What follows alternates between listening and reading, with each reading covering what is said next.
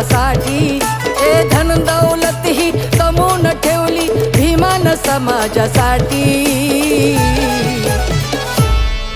मया भीमान मातरमान, रमा भीमान माय सोन्यानं भरली वटी. रमा भीमान माय सोन्यानं भरली वटी.